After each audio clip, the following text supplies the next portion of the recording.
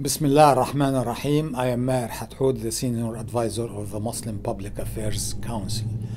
And one of our major struggles and goals is to reconnect with the Quran, because we consider it as the eternal, continuous main source of energy that can lead us through our life.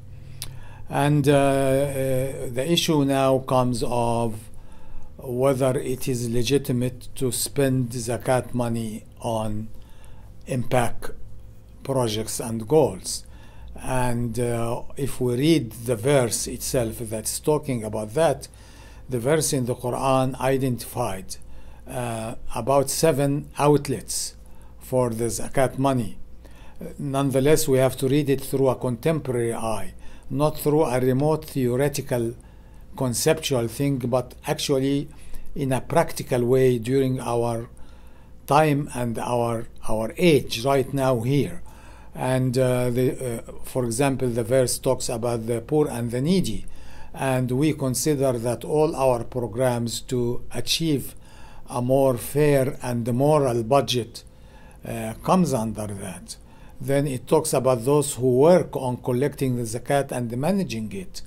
So this is actually the overhead of the organization. For the organization to function, there should be a certain overhead spent on the organization, and this is the proper way to go. Then the verse talks about those who are to be freed from bondage. And although slavery in traditional form is over, nonetheless slavery in reality, which is controlling people against their will, is very prevalent in the forms of occupation and oppression and dictatorship.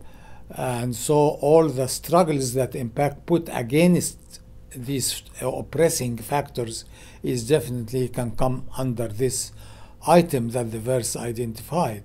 When the verse talks about spending to soften the hearts of people and win over them, which is in reality now public relation work, how to spend the money to make people more comfortable with Islam and less apprehensive and less skeptical about Islam. This is a very legitimate way to spend this item, which is in Arabic al-mu'allafati qulubuhum, for that reason.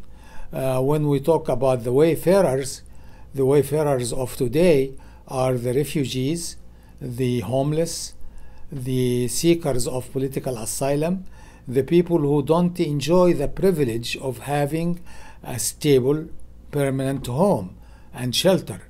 So all the expenditure on that item is quite legitimate for the fi sabilillah, for the cause of God, which is really the cause of mercy, justice, liberty, and human dignity, are fi sabilillah. And so any expenditure on that is quite legitimate. So as we notice that when you read the verse through the current eye that is dealing with current realities, we find these items are very accommodating to real problems and real challenges that we are facing now. So I'm asking everybody not to hesitate in considering zakat money as a legitimately supply and support to our organization, to MPAC.